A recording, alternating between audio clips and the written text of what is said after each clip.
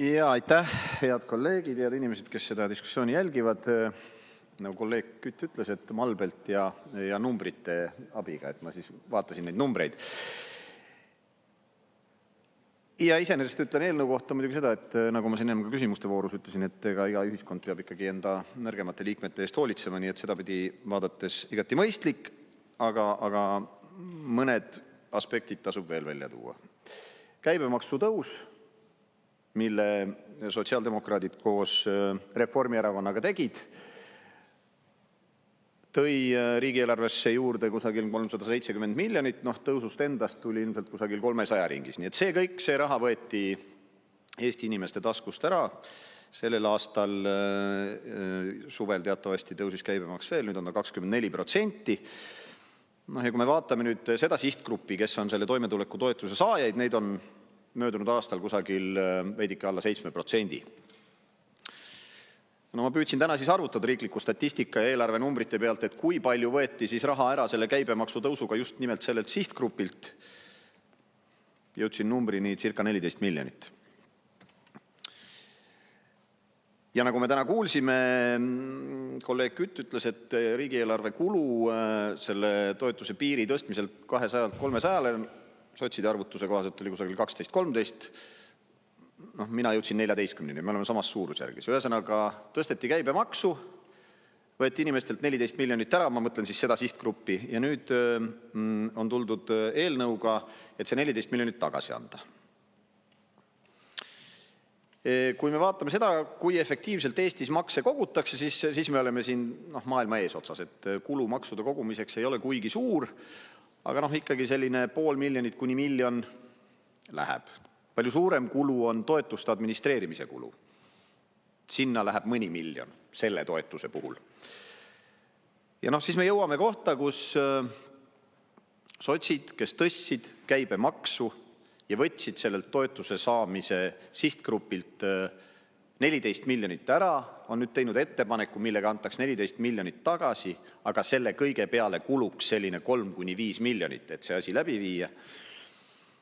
Nii et mina ütleks, et parem oleks, kui oleks jätnud maksudega raha röövimata, et siis seda administreerida ja toetustena tagasi maksta, jääks inimestel raha rohkem kätte ja see administreerimiskulu tuleb ju mõne teise maksuna võtta. Nii et ei maksa unustada seda, et sotsid koos Reformierakonnaga tegid ka automaksu.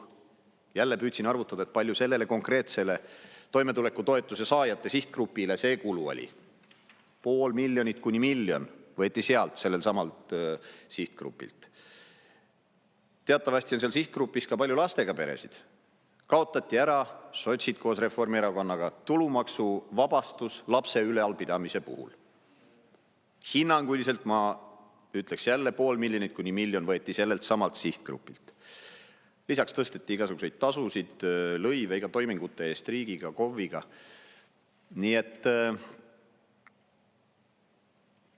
ma kutsun üles eelnõu toetama selles seisus, kus me täna oleme, aga sotse ma kutsun üles seda kõnet stenogrammist vaatama, nende numbrite üle mõtlema, sest et tegelikult sotsialism lõpuks viib pankrotti ja kui sotsiaaldemokraadid sellest aru saaks, siis oleks lootust, et Eestis hakkab elu paremaks minema. Aitäh! Aitäh, hea eesistuja, head kolleegid. Annan siis enda ja 6 oma fraktsiooni liikme nimel üle arupärimise rahandusminister Jürgen Ligile ja selle arupärimise sisu on siis automaksu ja registreerimistasu laekumisest. Et me teame seda, me hoiatasime kõik ette, kui selle automaksu kehtestamine meil algas, et see asi ei tööta, maksud ei laeku ja kõik see, mis see meie autoturul, automüügiturul kaasa võib tuua, sellest kõigest me oleme rääkinud, ette hoiatanud ja nüüdseks on see siis käes.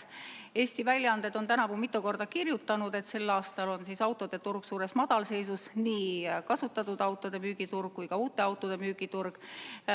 Pruugitud autode müüjaid eriti lööb registreerimismaks ja siis uute autode müüjaid loomulikult nii mõlemad, aga automaks laiemalt. Ja nii suurt autode müügi kukkumist nagu Eestis ei ole olnud kusagil mujal Euroopas. Ja Eestis on uute autode müük septembris võrreldes aastatagusega langenud 44,5% ja kokku kogunes tänavu 9 kuuga langus aasta võrdluses 40,5%. Eesti autoturg on hävitatud. Ja riigi seisukohast ei ole probleem mitte ainult laekumata jäänud registreerimistasu või automaks, laekumata on jäänud ka suur osa käibemaksust. Ja eeltooduga seoses on siis meil siin õige mitu küsimust, mis siis puudutavad laiemalt selles kriisis laekumata jäänud makseid, nii käibemaksu, tööjõumakse, siis kuidas tööjõuturg on reageerinud sellele ja kõikidele nendele küsimustele me loodame saada siis rahandusministrilt vastust. Aitäh! Aitäh, härra eesistuja! Lugupeetud kolleegid ja kõik, kes meid jälgivad! See, mis meil toimub riigis, see, mis meil toimub vanemaealistega, see on häbiväärne. Ma küsin, kes on selle vundamendi ladunud sellele riigile? Need on need inimesed, kes praegu on pensionieas, kes on vanemad. Need on need inimesed, kes paljud on kaotanud sellesama riigi ülesehitamisega oma tervise. Ja nüüd ütleb riik, et meil ei ole sulle raha. Meil lihtsalt ei ole raha. Samal ajal on meil miljardeid tuuleärimeestele, miljardeid mingisugustele militaarärimeestele, miljardeid Rail Balticule, mis juba 12 aastat ei idane ega mädane. Kui palju kümneid miljardeid on meil läinud projektide peale ja asjade peale, mis on teinud meie elu ainult kallimaks. Vot sinna ongi läinud meie pensionite, meie puuetega inimeste, meie noorteperede, meie lastetoetuste raha. Ja siis öeldakse, et riigil raha ei ole. Riigikontrolör, keda häbiväärselt, ma ei tea, ma näen siin ühe korduva roolijoodiku käekirja selle nädala päevakorra koostamisel. See töötab meil siin Riigikogu esimehe kantseleis. Korduv roolijoodik, kes oskab selliseid käkke kokku keerata, häbistada riigikontrolöri selle eest, et riigikontrolör juhib tähelepanu, et meil Kaitseministeeriumi valdkonnas on toimunud tohutu raha kulutamine ja tulemust ei ole. Et meil praegu maanteede ja raudteede ehitamises on puudu 1,35 miljardit eurot, mis tähendab seda, et lähiaastatel meil olukord järjest ja järjest ainult halveneb, mitte ei parane. Ka see on meie pensionäride arvel kõik. Kusagile raisatud ja kulutatud raha. Ja siis öeldakse pensionäridele, ei kullakesed, valimiste ajal me lubasime teile keskmine pension 1000 eurot, aga nüüd on, näed, keskmine pension ainult 800 eurot. Me lubasime, et me ei maksusta pensione, aga näe, ei maksusta ainult 776 eurot. Ülejäänu juba läheb maksu alla. Me lubasime, et pensioni eest saate hooldekodu koha. Selle peale paljuski valitsuserakondadesse kuuluvad või neid toetavad ärimehed irvitades tõstsid kohatasu. Irvitades tõstsid kohatasu. Ja pensioni eest ei saa sa mingit kohta. Selle koha saad sa kas oma kinnisvara üle andes nendele röövlitele või kui sul on lapsi, kes on võimelised selle kinni maksma, või lihtsalt müüd midagi maha. Ja siis on meil loosung, igaüks loeb. Siis on meil loosung, kuidas kõik on meile tähtsad. No ei ole. Sellele valitsusele, sellele jõugule, kes on Eesti riiki varastamas, sõna otseses mõttes varastamas, ei ole iga inimene tähtis. Need inimesed, kes on oma elutöö teinud, ei ole sellele riigile tähtsad. See on ju kõik varasemate valitsuste ja varasemate Riigikogu koosseisude töö tulemus, et neil üldse mingi pension praegu on. Siis, kui meil oli veel usk sellesse, et me ehitame heaoluühiskonda. Aga nüüd ütlevad meile juba siin asjapulgad, praegu ei meenuta täpselt, kes oli see, kes oli praeguse valitsuse liige minu meelest, kes ütles, et unustame selle heaoluühiskonna. Ai, vabandust, see ei olnud praeguse valitsuse, see oli Lavly Perling, see oli süvariigi projekt B, kes ütles, et unustame selle heaoluriigi tegemise, sest seda ei tule ja kõige eest tuleb maksma hakata. Et nii ongi. Lugupeetud Lauri Laats, see on tänuväärne ja kiiduväärne ettevõtmine, aga me võime mürki võtta, et kogu see, palun lisaaega, 3 minutit lisaks. kogu see koalitsioonikamp valgub siia saali, niipea kui kutsung tuleb hääletamisele. Ja hääletab täpselt nii, nagu neil on fraktsioonis öeldud, hääletage see maha, sest Mooramaa mees on oma töö teinud. Need vanurid ei lähe meile korda, mida rutem maha kärvavad, seda parem. Riigil jääb rohkem raha järele. Me ei pea maksma nende haigekassa kulusid, me ei pea maksma, nüüd on tervisekassa, nad enam haiged ei ole, nad on ainult terved. Et me ei pea neid kulusid enam maksma. Neid ei ole vaja. Mooramaa mees, sa oled oma töö teinud, mine minema. Jäta riik rahule, las me kulutame korruptiivselt raha tuuleärimeestele, militaarärimeestele ja igasugustele muudele ärimeestele, kes on meile vajalikud ja kasulikud.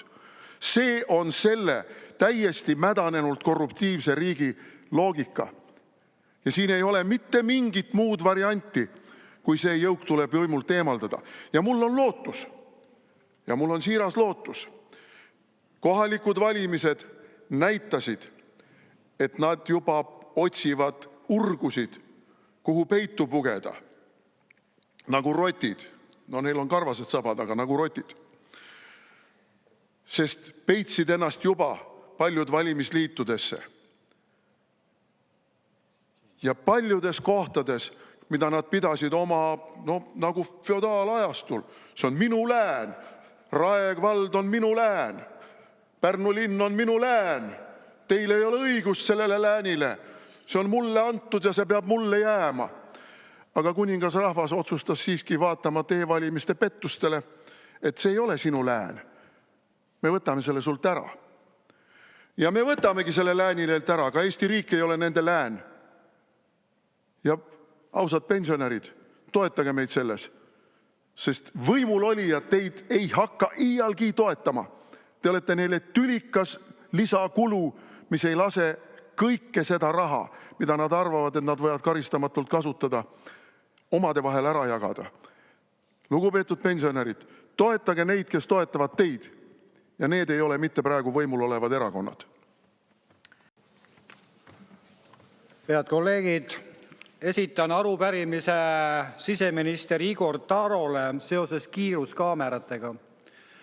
Võib-olla on tein siin saalis ka keegi, kes on näinud, mismoodi ma olen Facebookis kritiseerinud politsei tegevust sellega seoses, et nad ei teavita liiklejaid sellest, et ees on kiiruskaamera, kus on konkreetselt teavitustahvel, videovalve. Seda ei tehta praegu ja politseipoolne suhtumine on selline, et seda ei pea tegema. Olen suhelnud, oktoobrikuu olen sellega tegelenud ja olen jõudnud kindlale veendumisele, tuginedes ka Andmekaitse Inspektsiooni seisukohale, et politsei selline tegevus on ebaseaduslik. Ja nüüd ongi küsimus selles, et kas Igor Taro aktsepteerib seda seisukohta, et politsei võib ebaseaduslikult teostada isikuandmete käitlemist läbi kiiruskaamera.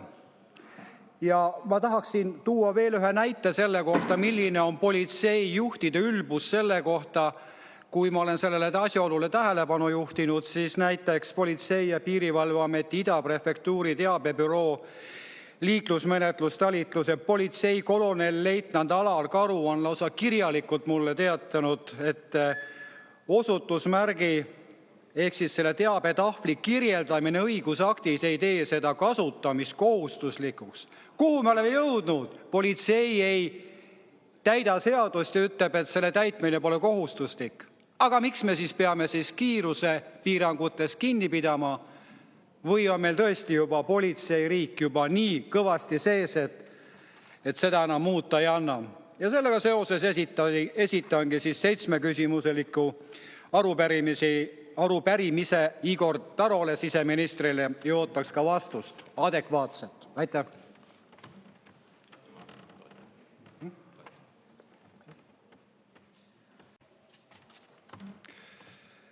Head kolleegid, hea Eesti rahvas! Põhiseaduse preambulas on üks väga ilus lause. Eesti riik on loodud selleks, et tagada õiguse ja õigluse, mis on kaitseks sisemisele ja välisele rahule.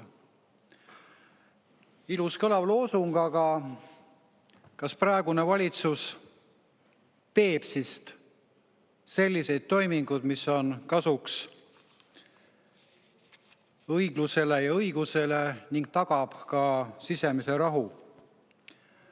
Mina ütlen, et ei ole. Täna on see eelnõu 3. lugemine. Enne seda oli Teine lugemine. Ma ikkagi jään enda juurde, see on 3. Eelnõu lugemine küll, aga see on 3. eelnõu. Nii et ma võib-olla väljendasin ebaselgelt, aga tegelikult on 3. Ja esimene, mis siin täna menetleti, oli taheti teha Vabariigi Valitsusele ettepanekut tõsta toimetulekut vähemalt 300 euroni kuus. Pikalt arutasime, lõpuks ei tulnud sellest midagi välja, sest Reformierakonna ja Eesti 200 saadikud ei tulnud lihtsalt saali. Pole vaja, penskarid. Ja nendel, kellel on raske, saate hakkama küll ilma 300 eurota. Teine eelnõu, mis siin oli saalis, oli see, et töötada välja pensionäridele täiendav iga-aastane ühekordne pensioni lisamaksmine. Jälle suur arutelu, tulemus. Reformierakond ja Eesti 200 ei ilmunud jälle saali ja see asi kukkus läbi. Ja nüüd oleme siis järgmise asja ees, kus seda vaest inimest pitsitatakse üha rohkem ja rohkem veel. Nagu me kolleeg Pipi-Liis Siemanni ettekandes kuulsime, et need perekonnaseisutoimingud koondatakse maakonnakeskustesse. Ehk siis, kui me võtame Järvamaa näite, siis kolib nende toimingute tegemine siis Paidesse, mis toob kaasa selle,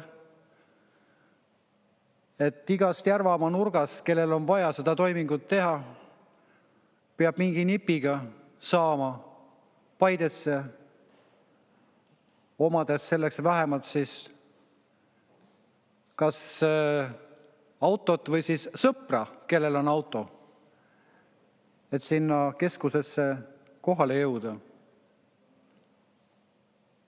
See on väga arvestatav kulu sellele kodanikule, eriti kui ta on veel natuke eakam. Ja ma alles hetk tagasi ma ju mainisin seda, et ega siis pensionite osa nagu ei taheta tõsta Reformierakond ja toimetulekutoetus peab jääma sinna, mis on alla elatusmiinimumi. Et kuidasmoodi siis, ma ei saa aru praegu, et kuidasmoodi on võimalik selliseid otsuseid vastu võtta, kui me tegelikult iga sellise otsusega, mitte meie, vaid Reformierakond ja Eesti 200 iga selle otsusega sirutab käe maksumaksja taskusse, et sealt seda raha välja võtta. Meil on niigi halb ju, Eesti rahval ma pean silmas, meeletu maksukoormus, ja ka nende pisikeste asjadega tehakse seda olukorda veel hullemaks. 90. aastatel oli Eestis maffia päris, ma palun lisaaega. 3 minutit lisaaega, palun. 90. aastatel oli Eestis väga aktiivne maffiaperiood, kus siis ärimehi maksustati. Tulid kohale nahktagides ja Nike'i tossudes, dressides, ambaalid ja ütlesid, et maksad või muidu põled. Osad maksid ka. Praegune maffia on see, kes tuleb kohale, ütleb, et naeratab sulle ja ütleb, et maksa. Kui sa ei maksa, siis sa ei saa seda, mida Eesti Vabariigi põhiseaduse preambulas öeldakse, tekitada sisemist rahu, õiglust ja õigust. Me olemegi tegelikult ju pöördvõrdeliselt tagasi 90. aastates, kuid siis ei olnud Eesti riik selline, kes kooris oma elanikku. Siis Eesti riik võitles kuritegevusega, maffiaga, sest ta ei sallinud seda, et maffia tegutseb riigis. Praegusel hetkel on olukord vastupidine. Riik on muutunud maffiaks, kes maksustab iga sammu ja võtab inimeselt viimasegi taskust ära, et suunata teda globalistide poolt soovitud uude jutumärkides Nõukogude Liitu, kus kehtib põhimõte, kui sul midagi ei ole, siis oled sa kõige õnnelikum. Kuigi selle eelnõu mõte on hea teatud küsimustes, siis on see ikkagi jällegi ehitatud selleks, et inimeselt võtta rahakotist välja veeringud, mida tegelikult ei peaks tegema. Minu palve on teile, head Riigikogu liikmed, ka Reformierakonnad, kasutades Helmen Küti lauset, ma siiski usun ja loodan, et mingi sõnum jõuab ükskord kohale ka valitsevale koalitsioonile. Aitäh!